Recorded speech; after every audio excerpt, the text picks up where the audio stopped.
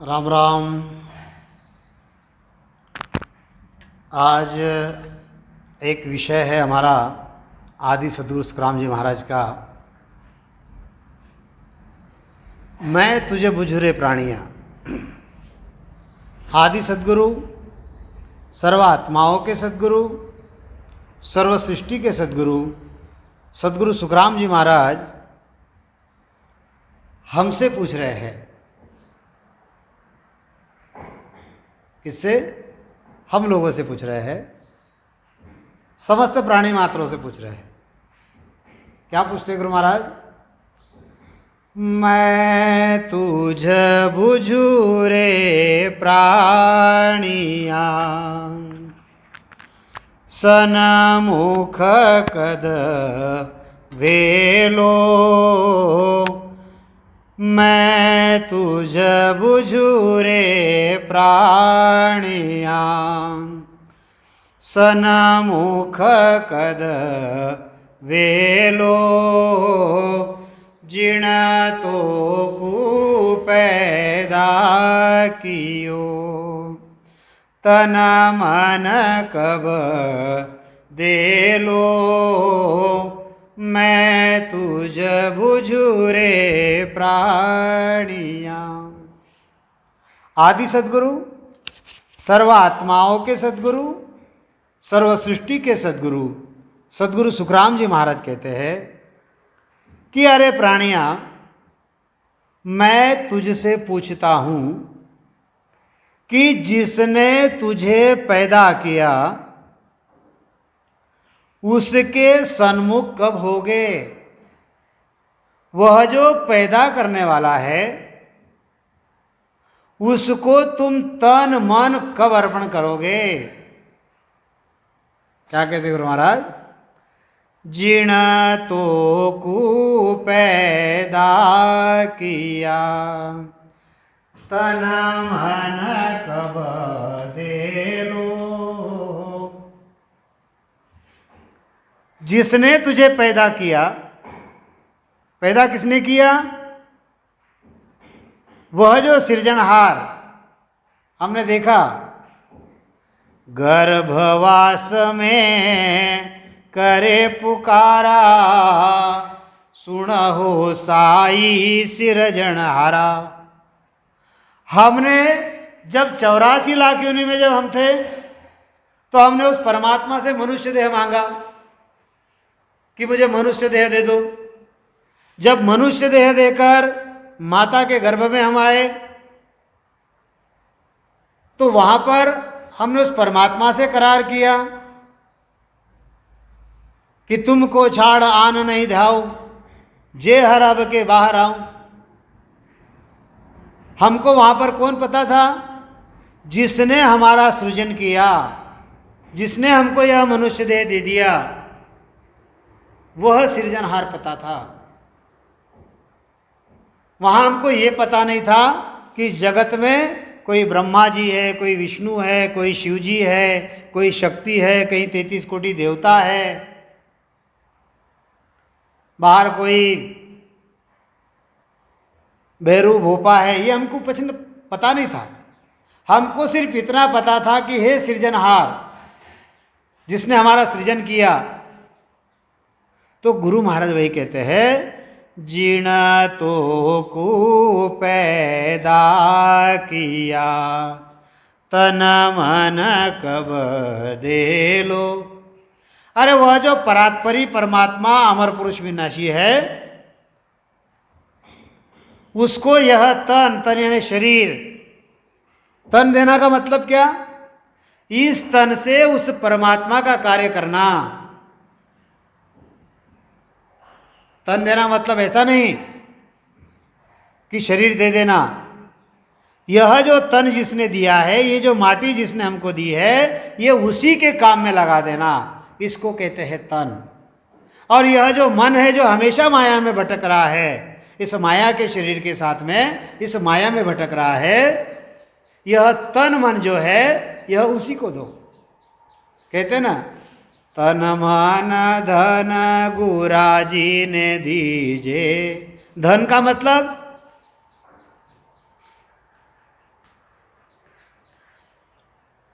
धन का मतलब लोग पैसा समझते हैं। धन का मतलब पैसा नहीं है। धन का मतलब है इस मनुष्य देह के श्वास। सबसे बड़ा धन यही है। आपके पास करोड़ों की संपत्ति होगी, लेकिन जिस दिन श्वास खत्म हो जाएंगे उस दिन वो साथ में आने वाले नहीं हैं। यहां पर हमारा धन कौन सा है? यह जो मनुष्य देह के श्वास है, ये हमको परमात्मा की भक्ति में लगाने हैं। यह जो हमारा शरीर है, यह हमको परमात्मा के कार्य में लगाना है। यह जो मन है जो माया में भटक रहा है, ये परमात्मा के कार्य में लगाना है। तो गुरु महाराज कहते हैं, और ये जब हम तीनों लगाएंगे तब हम सन्मुख है, ऐसा समझना। अगर हम तन मन धन नहीं लगा रहे हैं, हमारे श्वास सुमिरन में नहीं लगा रहे हैं, हमारा शरीर गुरु कार्य में, हम गुरु कार्य में करना मतलब क्या है? जहां जहां गुरु महाराज की संगत हो रही है वहां पर अपने आप को झोंक दो। झाड़ू से लेकर तो पोछे तक, प्रवचन से लेकर तो ज्ञान चर्चा तक, वाणी जी से लेकर तो सारी बातें, इनमें यह शरीर जो है यह डाल दो। वहां पर शरीर मत चुराओ। हम लोग संगत में जाते हैं और बैठे बैठे करते रहे, पानी ले आना जरा। अरे वो अपना घर नहीं है, घर में कोई पानी नहीं देता। गुरु महाराज कहते हैं, काला सुधोला हुआ। क्या कहते गुरु महाराज? काला सुधोला हुआ, सिरडिग मिग दूजे, नैना सूझे धूंधड़ो, तोई भगतन बूझे। काला सुधोला हुआ, सिरडिग मिग दूजे। अरे ये जो बाल है ये पहले काले थे, अब ये सफ़ेद हो गए हैं। परसों एक फ़ोन आया था उत्तर प्रदेश से, तो कहने लगे आप शानू पंडित हो? मैं बोला जी हाँ, मैं तो सेवक हूँ गुरु महाराज का। तो कहने लगे और एक शानू पंडित हमने देखे, वो आपके जैसे बूढ़े नहीं हैं। मैंने कहा शानू पंडित दो नहीं है, शानू पंडित एक ही है। और वो जो मेरी जो कैसेट है जो पहले आपने देखी, उस समय मेरे बाल जो थे वो काले थे, अभी सफ़ेद होने लग गए हैं। वो कम से कम एक 15 साल पहले, 20 साल पहले की वो कैसेट है जो मैंने यूट्यूब पर डाल के रखी है। तो देखो विषय कैसा है। गुरु महाराज समझाते हैं, काला सुधोला हुआ, सिरडिग मिग धूजे। और 10 साल के बाद में अगर जीवित रहा तो यह जो सिर है ऐसा ऐसा हिलने लग जाएगा। नैना सूझे धूंधड़ो। यह जो पहले वाणी जी जब पढ़ता था तो बिना चश्मे से पढ़ता था, लेकिन अभी बिना चश्मे से मैं वाणी जी पढ़ नहीं सकता। ये सिर्फ मेरा हाल है क्या? अरे जगत के सभी के इसी प्रकार से स्थिति है। गुरु महाराज इसीलिए समझाते हैं, अरे तेरे जो काले बाल थे वो सफ़ेद हो गए, गर्दन जो है डिगमिग डिगमिग हिल रही है और आंखों से धुआं जैसा दिखाई देने लगा है, तो भी तू किसी से भक्ति की बात नहीं पूछता है? संत बड़ा अच्छा समझाते हैं। ये जो बुढ़ापा है ना, ये बुढ़ापा जब आता है तो आदमी को लेकर ही जाता है। क्या कहते संत? बूढ़ापा बैरी भैया, कब होशी था सु छूटो। बूढ़ापा बैरी भैया, कब होशी था सु छूटो। अर नैन थक्या मग सूझत नाही, दात पड़ा सब खोला। अरे नैन थक्या मग सूझत नाही, दात पड्या सब खोला। अरे नाक जरे सुणवारो घाटो, या दुख खाई झेल्या। बुढ़ापा बैरी भैया, कब होसी थासु छूट वो। अरे डिगमिग नाड़ करत है, हाथ में लीनी गेड़ी। अरे डिगमिग नाड़ करत है, हाथ में लीनी गेड़ी। अरे पागा सूचा लीजे नाही, कमर हो गई टेढ़ी। बुढ़ापा बैरी भैया, कब होसी थासु छूट वो। गुरु महाराज कहते हैं, सरवण शबदन सांभळो, इंद्रिया सब थाकी। सरवण शबदन सांभळे, इंद्रिया सब थाकी। मुख नाड़ा नासा जरे। देखो इस शरीर की स्थिति कैसी है। जब बालपन में था तब कैसा था, बड़ा ही दंगा मस्ती करता था। फिर जवान हो गया, जब जवान हो गया तो मेरे जैसा इस दुनिया में कोई है ही नहीं। अब ये बुढ़ापा आना शुरू हो गया। अब बुढ़ापे में स्थिति कैसी है, मुख नाला नासा झरे, चलते नहीं आता है, कानों से सुनाई नहीं देता है, सभी इंद्रियां जो है वो थक गई है। क्या कहते हैं गुरु महाराज, श्रवण शबदन सांभळे, इंद्रिया सब थाकी। तोई हिड़क्यो धन को, सिंवरे नहीं डाकी। अरे इतनी स्थिति कठिन हो गई है, फिर भी यह धन के लिए, यानी रुपए पैसे के लिए गुरु महाराज कहते हैं, फिर भी उसी के लिए ढूंढ रहा है। पैसा कब मिलेगा, धन कब मिलेगा, मैं अमीर कब बनूंगा। अरे तेरी एक एक घंटी बज रही है, आंखों की घंटी बज गई, चश्मा लग गया, कानों की घंटी बज गई, ईयरफोन लग गया, दांतों की घंटी बज गई, नकली दांत बैठे, एक एक घंटी बज रही है, एक एक घंटी बज रही है, फिर भी हमको धन चाहिए, धन पैसा चाहिए। तो गुरु महाराज कहते हैं, अरे तेरे बाल सफेद हो गए, तेरी गर्दन डिगमिग बल रही है, आंखों से धुएं के जैसा दिखाई देने लग रहा है, तुझे कानों से सुनाई नहीं देते, कानों का देवता उठ गया, तेरी सारी इंद्रियां जो है शिथिल हो गई। अरे अभी पागल कुत्ते, क्या कहते हैं, डाकी का मतलब क्या है, पागल कुत्ता, डाकी।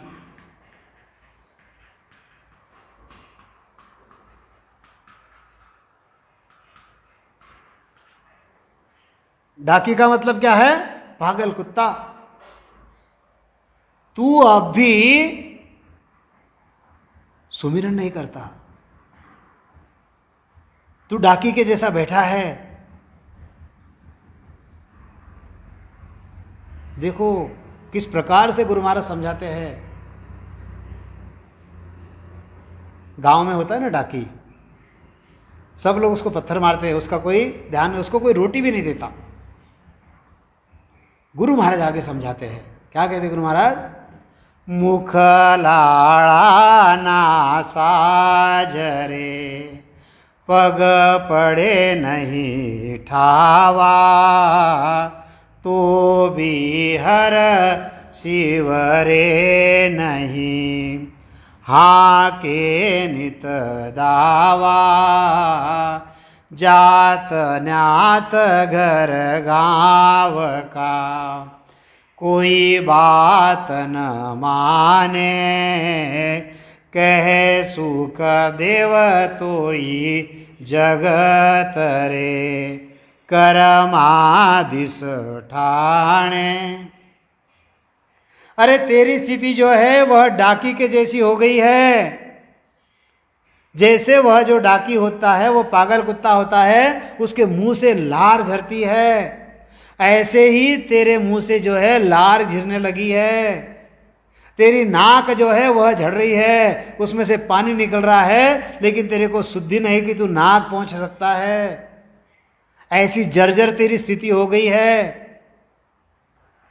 तेरे पैर जो है ठिकाने पर नहीं है, पैर रखता कहीं है और गिरता कहीं है। कई लोग देखो बस बुढ़ापे में गिर जाते हैं, उसका यही कारण है, पैर रखना कहीं होता है, रख कहीं देते हैं और फिसल जाते हैं, फिर प्लास्टर, घर वालों को तकलीफ। बैठ के सुमिरन करना चाहिए एक जगह पर। अब हमारा संसार तो हो गया, अब संसार बच्चों का है। उन बच्चों के संसार में ध्यान मत दो, कितना पकाया, कितना रखा, कितना फालतू गया, वो बच्चा कहाँ खेल रहा है, वो कुत्ता कहाँ घुस रहा है, वो बकरी कहाँ चले गई, वो गाड़ी कहाँ लगा दी, खेत में से बैल अब तक आए नहीं, बकरी अब तक आई नहीं, ये चिंता करते रहता है। इस साल धान कुछ आया नहीं, बच्चे की नौकरी छूट गई, बच्चे के गाड़ी का नुकसान हो गया, इसकी चिंता करते रहता है। अरे तू खुद की चिंता कर, तू पैर जहाँ रख रहा है वहाँ से तू दूसरे, यानी पैर जहाँ रखता है वहाँ पर गिरता नहीं, दूसरी जगह पर पैर गिर रहा है तेरा, और तू दुनिया भर की फिक्र करता है, हा? गुरु महाराज कहते हैं कि इतना हो गया तो भी तू हर का यानी उस परमात्मा का सुमिरन नहीं करता और नित्य शिकायतें करता रहता है।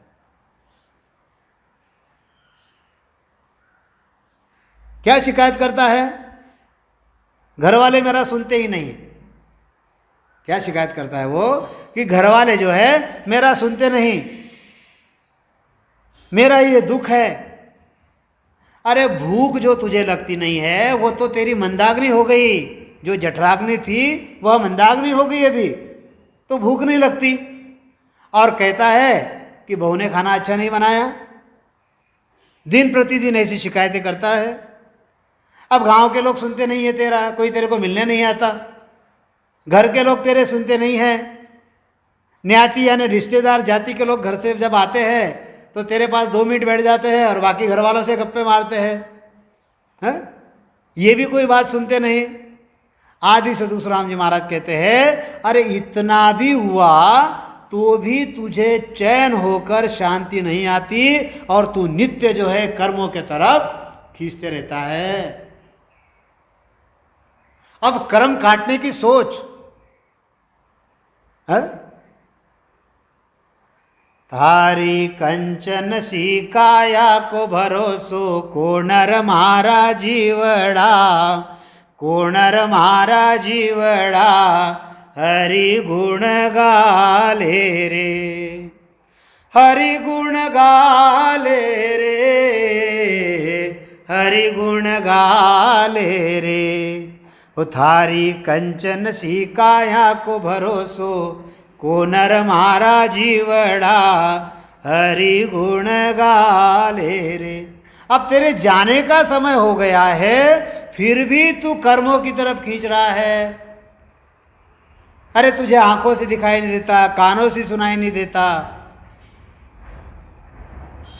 एक किस्सा सुनाता हूं मैं। साधारण एक 30-40 साल पहले की बात है, जब मैं पढ़ने मेरे सिस्टर के यहाँ पर था।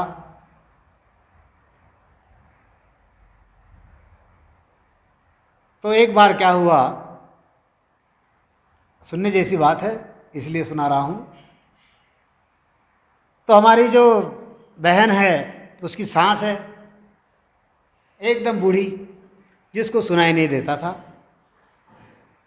तो एक बार क्या हुआ, उनके घर पे मैं बैठा हुआ था, कोई किताब पढ़ रहा था। तो हमारे जो भांजे हैं वो वही के स्कूल में एक कार्य करते थे, कार्यरत थे वहाँ पर। तो जो सिपाही है, स्कूल का जो सिपाही है, वो चाबी लेने के लिए आता था उनके यहाँ पर, फिर स्कूल खोल देता था। अब हुआ ऐसे कि वो सिपाही आया, मैं बैठा हुआ था, और हमारे जो भांजे हैं उनकी दादी बैठी हुई थी, जिनके दोनों कान जो है चले गए थे, उनको सुनाई नहीं आता था। तो थोड़ा ऊंचा उठा था और वो नीचे से उसने आवाज़ दे दिया। उनको तात्या कहते थे, तात्या। बोले तात्या है? तो हमारी जो उनकी जो दादी है तात्या की, वो उनके बच्चे को नहला रही थी। तो उन्होंने सुना कोई तो भी आया। अब उनको सुनाई नहीं दिया ये क्या कह रहे करके, तो उन्होंने कहा तात्या है? बोले वो बीमार है। क्या कहा उन्होंने? वो बीमार है।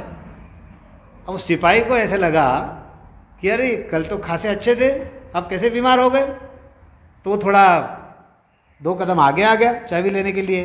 बोले क्या हो गया? बोले वो रो रहा है। अब सिपाही को बड़ा आश्चर्य हो गया कि इतना बड़ा आदमी, अफसर आदमी, रोएगा कैसे। अब वो 2 सीढ़ी चढ़कर और ऊपर आ गया। बोले क्या हो गया? बोले वो चड्डी भी नहीं पहन रहा है। अब वो जो दादी थी वो उनके छोटे बच्चों को उसके बारे में बात कर रही है, और ये जो है सिपाही आया हुआ वो उस अधिकारी के बारे में बात कर रहा है। तो कान से कान से नहीं सुन रही थी वो, उसको समझ नहीं रहा था, और वो पूछ रहा है और ये जवाब कुछ दे रही है। अब जब उन्होंने कहा कि वो कपड़े नहीं पहन रहा है तो मुझे हंसी आ गई। तो मैंने उनको समझाया, भैया तुम जो हो, तुम तात्या की बात कर रहे हो, और ये जो दादी है उस नन्हे मुन्ने की बात कर रही है। तो देखो ये कान की जब देवता उड़ जाते हैं तो कैसे कैसे बातें घर में हो जाती है। बड़ी हंसी आई उसके ऊपर। गुरु महाराज वही समझा रहे हैं, अरे तेरे कान के देवता उड़ गए हैं, अरे तेरे दांत जब गिर जाएंगे तब तुझे राम नहीं कहते आएगा, राम भी नहीं कह सकेगा, तू लाम लाम लाम लाम लाम लाम करेगा। अभी समय है, अभी राम नाम का सुमिरन कर ले। बुढ़ापे में जब शरीर जर्जर हो जाएगा तब राम नाम नहीं कर सकेगा तू। लोग कहते हैं कि भक्ति करेंगे, अभी ये कोई भक्ति की उम्र है, बुढ़ापे में करेंगे। बुढ़ापे में भक्ति नहीं होती, शरीर जो है जर्जर हो जाता है। और जब तुम्हारा कोई भी हाथ दुख रहा है, पैर दुख रहा है, सिर दुख रहा है, तो ऐसे में तुम भजन कर सकोगे? ऐसे में भजन नहीं होता। तब तो शरीर की एक एक व्याधि जो है वो करती है। इसलिए अगर भजन करना है तो जवानी में ही भजन हो सकता है। बढ़िया बैठकर एकदम सीना तान कर बैठ सकते हैं, 3 घंटे 4 घंटे 8 घंटे 10 घंटे बैठकर भजन कर सकते हैं हम। बुढ़ापे में तो बस लेटना ही है। तो गुरु महाराज वही समझाते हैं कि मैं तुझ बुझू रे प्राणिया, सनमुख कद वेलो, जिण तो को पैदा किया, तन मन कब दे लो, मैं तुझ बुझू रे प्राणिया। अरे प्राणिया, मैं तुझसे पूछता हूं कि जिसने तुझे पैदा किया तू सन्मुख कब होगा? ये जो शरीर है यह जब तक जवान है जब तक ही तू भजन कर सकता है, बुढ़ापे में तू कुछ नहीं कर सकता। संत कहते हैं ना, मत कर मान गुमान केशरिया रंग, उड़ जावे लो गुलाबी हो रंग, उड़ जावे लो। मत कर कायारो अभिमान केसरियो रंग, उड़ जावे लो गुलाबी हो रंग उड़ जावेलो। तो सोचो समझो और सुमिरन करने लग जाओ। बोलिए आदि सद्गुरु, सर्व आत्माओं के सद्गुरु, सर्व सृष्टि के सद्गुरु, सद्गुरु सुखराम जी महाराज ने धन्य हो, धन्य हो, धन्य हो।